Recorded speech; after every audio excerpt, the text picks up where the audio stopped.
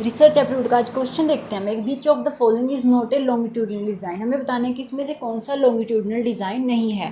Panel, cross sectional, trend या both A and B are longitudinal design. Right answer होगा cross section. इसमें क्या है, लॉन्गिट्यूडिनल डिज़ाइन का पार्ट नहीं है। अब देखते हैं हम इनको वन बाय वन समझते हैं कि है क्या और इसका आंसर क्यों आया।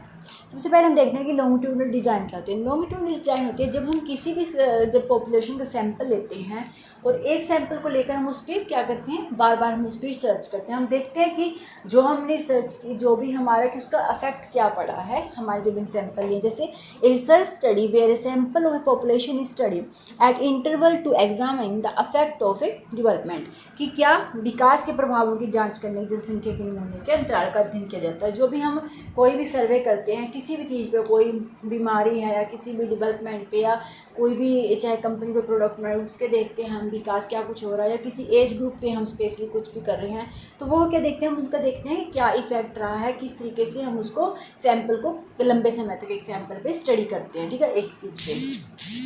सेकेंड है हमारा क्रॉस सेक्शनल।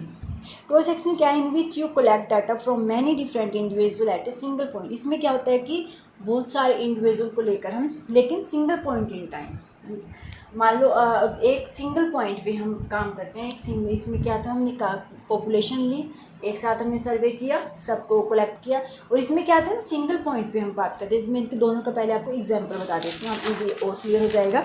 जैसे हमारे पास एग्जांपल है क्रॉस सेक्शन का,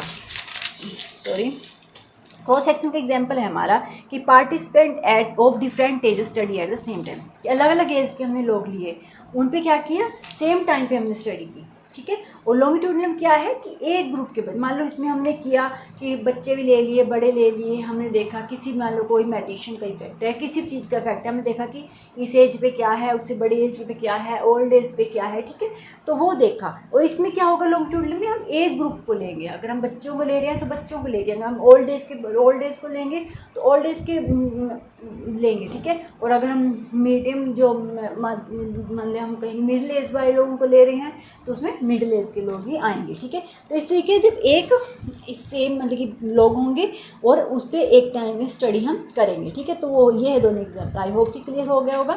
तो इस तरीके से होता है। थर्ड है हमारे पास ऑप्शन पैनल।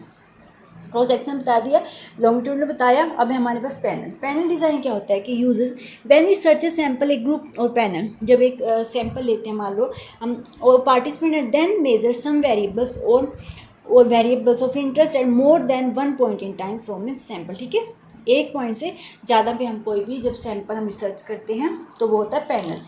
अब देखते हैं हम इसका भी एक बार एग्जांपल देख लेते हैं। जैसे मान लो पैनल डिज़ाइन में क्या करते हैं, हम कलेक्ट करते हैं डाटा को, एनालाइज करते हैं द प्रिसाइंग ऑफ ए प्रोडक्ट। किसी भी हम देखेंगे कि कोई भी जो प्रोडक्ट, मान लो मार्केट में कोई प्रोडक्ट आया तो उसकी क्या कीमत रही, किस तरीके से वो प्रिसाइंग रहा, या इफेक्टिवनेस ऑफ एन एडवर्टीजमेंट, उसके प्रभाव क्या रहे campaign over project sale numbers. तो किसी भी मान लो कोई मार्केट में नया प्रोडक्ट आया तो उसको देखते हैं कि लोग कितना पसंद कर रहे हैं, कितनी उसकी बिक्री हो रही है, कितना हम उसको, उसकी कीमत क्या है, किस तरीके से उसका लोगों पे इफेक्ट पड़ रहा है, वो बढ़, तो वो होता है पैनल। जब हम कुछ भी जब एक पॉइंट पे हम कोई भी एक पॉइंट लेते हैं और उस पर उससे ज़्यादा हम उसके बारे में सारे, मान लो पैनल सर्वे, मान लिया हमने गोल बना लिया अपना कि हमने ये हमारा गोल है कि हमें कंपनी के किसी प्रोडक्ट पर हमें रिसर्च करनी है। तो क्या करेंगे, हम उस कंपनी प्रोडक्ट को लेंगे, फिर हम उस पर सर्वे करेंगे, अलग अलग लोगों, ऑडियंस से पूछेंगे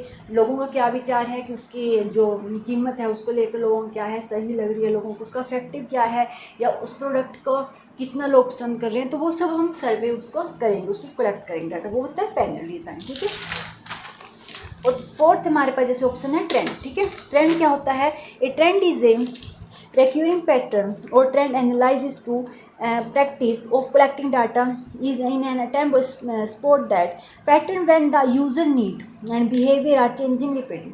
मान लो कोई भी हमारे प्रोडक्ट है, वही हम कुछ एग्जांपल लेते हैं, कोई मार्केट में कोई प्रोडक्ट आया है, कुछ आ रहा है, तो लोगों की सोच रोज़ बदल रही है किसी तरीके से। मान लो मार्केट में हम देखते हैं जैसे शेयर मार्केट वगैरह होती है, वो भी अप डाउन होती रहती है ना, वही है। जैसे वही हम देखते हैं कि अगर कोई प्रोडक्ट के बारे में लोगों की थिंकिंग अब था, और अब पहले देखो जैसे हम सिंपली से लेते हैं, लोगों को मामाअर्थ पे कितने यकीन था, ठीक है, वो प्रोडक्ट अब थोड़ा किसी और मान लो लैक्मे पे यकीन हो गया।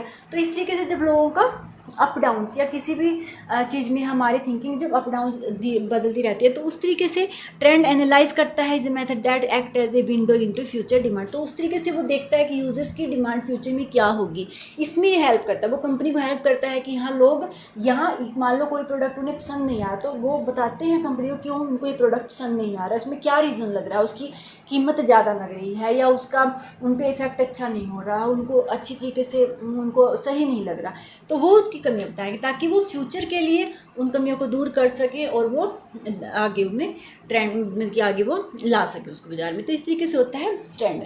मान लो एग्जांपल है जैसे a company notice an uptrend in sale after the implementing a new marketing strategy or adding in a new product its existing portfolio। वही जो मैंने अभी बात बताई है वही है कि अब वो नोटिस करते हैं कि किस तरीके से जो सेल हो रही है, लोग उस तरीके उसकी स्ट्रेटजी क्या बनाएंगे मार्केट में, मतलब कि लोग जिसको पसंद कर रहे हैं फिर उसके अकॉर्डिंग वो नया प्रोडक्ट उसमें मार्केट में लाएंगे।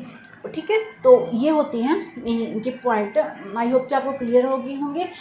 मैं सोचती हूँ क्वेश्चन के अकॉर्डिंग अगर हम चलेंगे तो एक क्वेश्चन हमने किया है, पर इसके साथ हमारे 4 पॉइंट क्लियर हो गए हैं। तो हमें साथ साथ ये इन चीज़ों को रिमाइंड रहता है माइंड में, कई बार हम भूल जाते हैं। तो आई होप कि आपको क्लियर हुआ। Thank you for watching my video.